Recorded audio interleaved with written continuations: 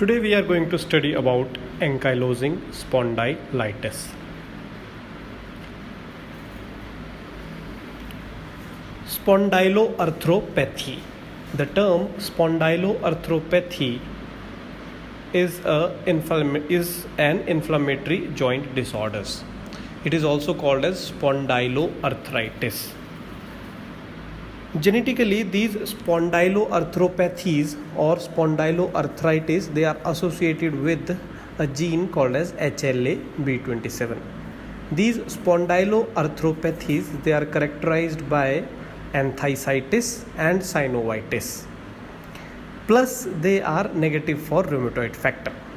So these spondyloarthropathies, they affect the spine. That is why spondylo word is associated, and they are negative for rheumatoid factor. That means in these spondyloarthropathies, the rheumatoid factor is negative. That is why they are sometimes called as seronegative spondyloarthropathies or seronegative arthritis.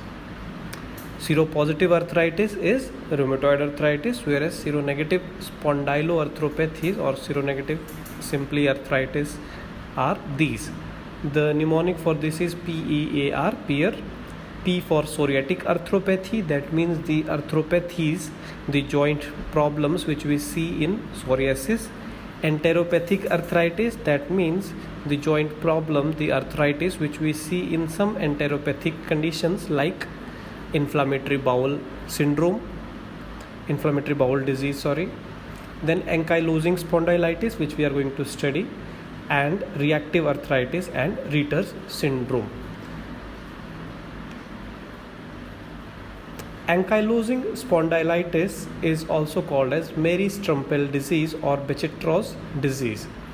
It is a disease of young adult. Basically, it is an autoimmune disorder just like rheumatoid arthritis. It is more commonly found in males. The typical age group for acquiring this ankylosing spondylitis is 15 to 30 years, and it is more commonly found in males, whereas RA, the age group was 30 to 60 years, and the more predominance of the gender was female. So this is how we differentiate or how we suspect this ankylosing spondylitis.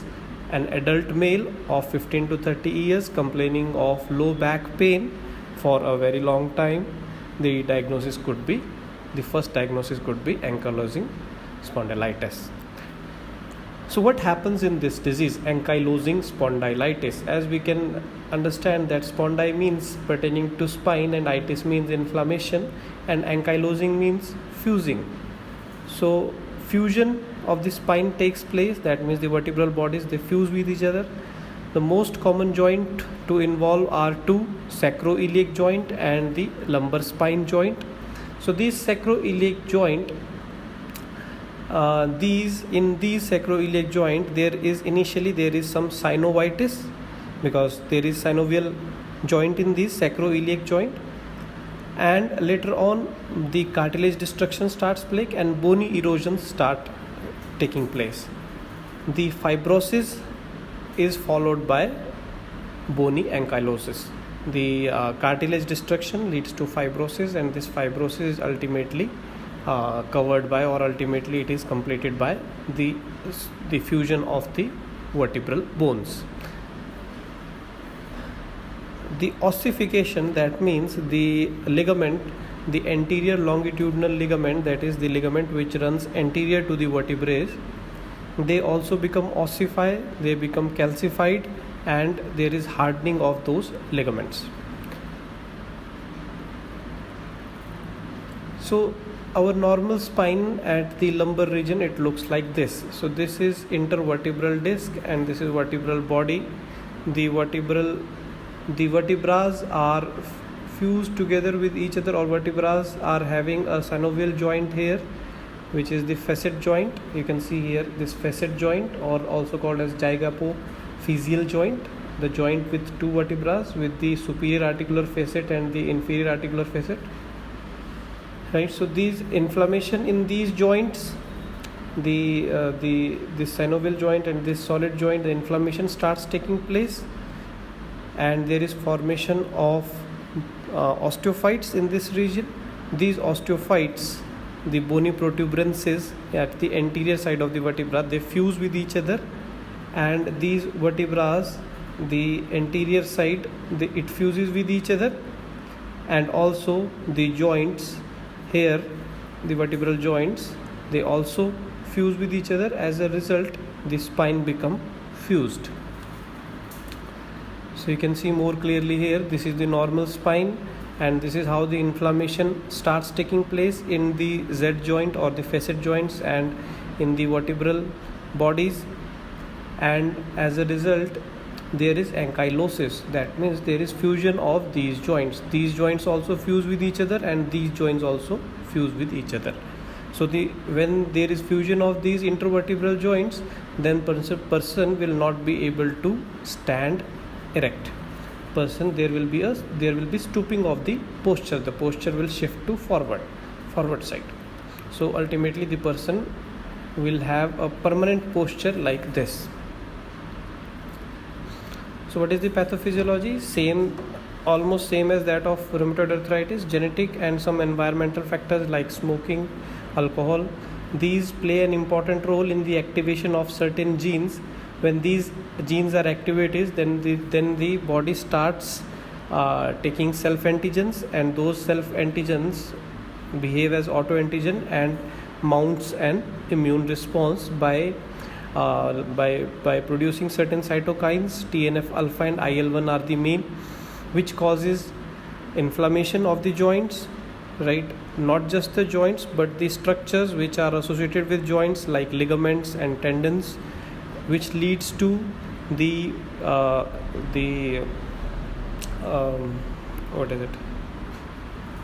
ossification of ligaments, right? The cartilage and ligaments, they are replaced by bones, they become ossified, and ultimately it leads to stiffness of the spine and immobility or reduced range of motion of spine.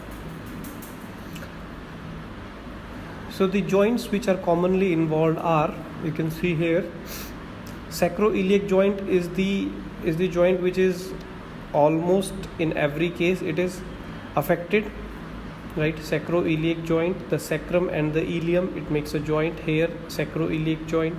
The lumbosacral joint is the next which is commonly involved. The neck joint, the cervical bones of the neck, they are involved. Shoulder joint is involved in some cases. Wrist joints in less than 5%. Fingers, toes, heel, knee joint, hip joint.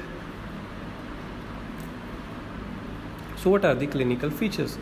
Gradual onset of pain and stiffness of the lower back, right? So the spine, especially in the lower back, becomes stiff, and there is pain and stiffness in the buttock region also.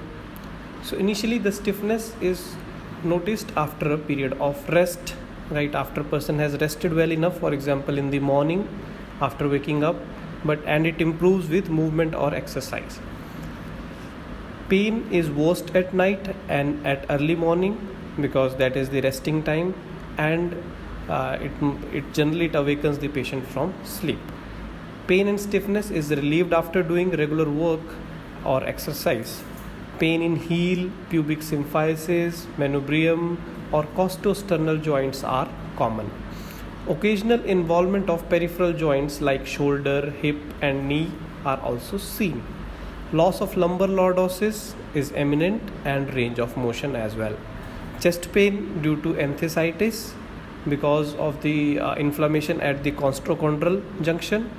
Appendicular skeleton is less commonly involved.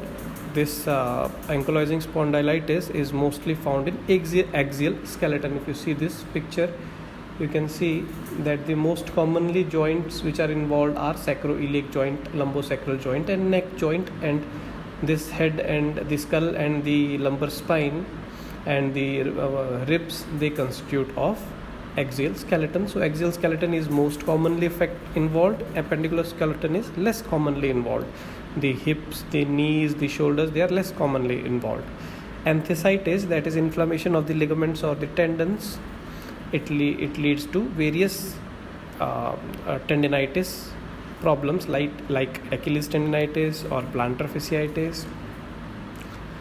In advanced stages, as the disease progresses, the spine, the lumbar vertebrae mostly, they fuse with each other, which causes stiffening and curvature, a forward curvature, right, which is called as kyphosis. So a straight posture is generally becomes bent, right, a kyphotic posture with age. It is also called as question mark posture because the person looks like a question mark.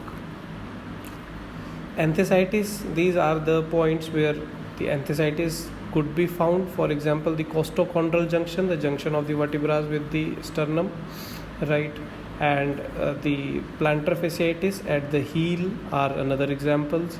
The ligaments and tendons of the knee, they can be inflamed, and many other ligaments can be inflamed as well. For example, ligaments in the elbow, they can be inflamed. This ankylosing spondylitis has some extraskeletal features as well. Systemic features like anorexia, fever, weight loss, and fatigue are there. Extraskeletal features like acute anterior uveitis, right, inflammation of the uvea, is commonly seen in 1/3 of the patient with the arthritis, with the stiffness and the pain. This acute anterior uveitis is also found. Apart from this, there could be other features like aortic incompetence, ascending aortitis, apical lung fibrosis, or amyloidosis, although they are rare. But this acute anterior uveitis is found in 75% of the patients. So the investigations for ankylosing spondylitis, since inflammation is there, so because of that inflammation, the person will develop anemia. So there could be anemia of inflammation. ESR and CRP, the markers of inflammation, they could be raised. RF, rheumatoid factor, is definitely negative. HLA-B27 test is positive, that the person, majority of the person will be having this particular gene, HLA-B27. X-ray, the radiology will show us the actual picture. So the anterior posterior view of the pelvis for observing sacroiliac joints, and anterior posterior view of the lumbar spine for observing the fusion of the vertebra and formation of syndesmophytes can be ordered. So anterior posterior view of the pelvis, in this diagram you can see this joint is sacroiliac joint, this is sacrum and this is ilium.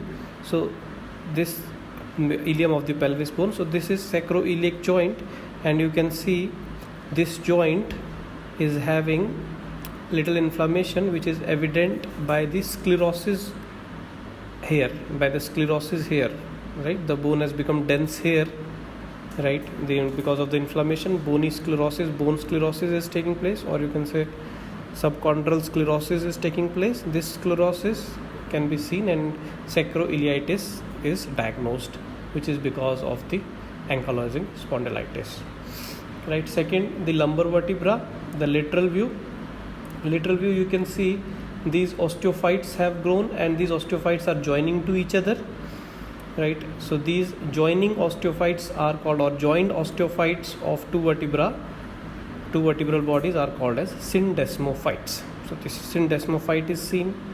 Then in this pelvis X-ray, you can see the sacroiliitis here also, right. There will be bony erosions, the joint margins, the joint space will be increased, there will be bony sclerosis, right. Similarly in this, it is clear the bones, vertebral bodies are joined with each other, here also. This is ankylosis, bony ankylosis, which is characteristic feature of ankylosing spondylitis. So the radiological examination of the sacroiliac joint will show the haziness of this sacroiliac joint because of sclerosis. There is subchondral erosions, sclerosis, widening of the sacroiliac joint, and calcification of the sacroiliac ligament and sacrotuberous ligaments. In lumbar spine, the vertebra will become square shaped. If you see, the vertebra here has become a square, whereas normal vertebra is not square, it is little concave, it is little curved like this. So the concavity has gone. So there is squaring of the vertebra, loss of lumbar lordosis, like we have seen in the picture, that the person will become kyphotic. right? So the normal physiological lumbar lordosis is lost. If you remember, spine is having S-shaped structure and the lumbar region is forward bent, right? It is having a forward bending. So lumbar lordosis is lost and overall spine kyphosis is there. Bridging osteophytes, which are called as syndesmophytes, they can be seen in lumbar spine X-ray in both AP view, in the lateral view. Bamboo spine appearance, right? So this appearance is called a bamboo spine appearance because it looks like a bamboo tree.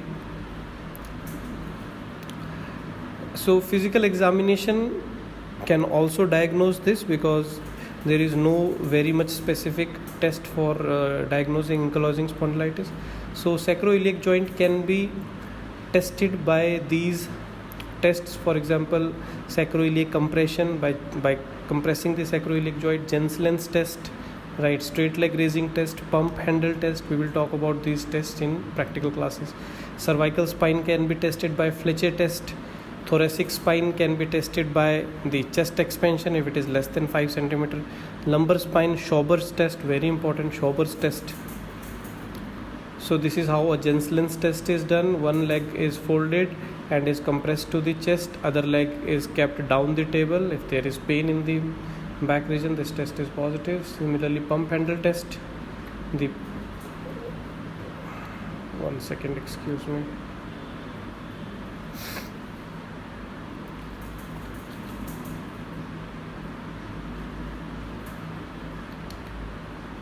The pump handle test, one leg is folded, right, and the right leg is made to the right knee is made to come near the left shoulder, and if the patient feels pain, that means the sacroiliac joint is having some pathology. Then the Schauber's test, so at the region of the dimple, that is at the region of the iliac crest, right, the iliac bone passes from here like this. So at the region of iliac crest, we mark one point and we measure 10 cm and we mark another point, right? And then we tell the person to bend forward. The difference between these 2 points now will be 15 cm. If it is less than 15 cm or more, if it is less than 15 cm, then we say that the bony fusion, the vertebral bony fusion has started taking place and the person is not able to bend forward and the person might be suffering with ankylosing spondylitis. So this is how we diagnose the ankylosing spondylitis. There is a criteria. At least these 3 features should be there: low back pain and stiffness for more than 3 months, which improves with exercise but is not relieved by rest, because we know that the inflammatory pain, they are not relieved by rest. Limitation of motion of the lumbar spine in both the sagittal and the frontal planes, and limitation of chest expansion should be there. Whereas radiology should show sacroiliitis of grade 2 level bilaterally or grade 3 to 4 level unilaterally. If these conditions are there, then only we classify the disease as ankylosing spondylitis.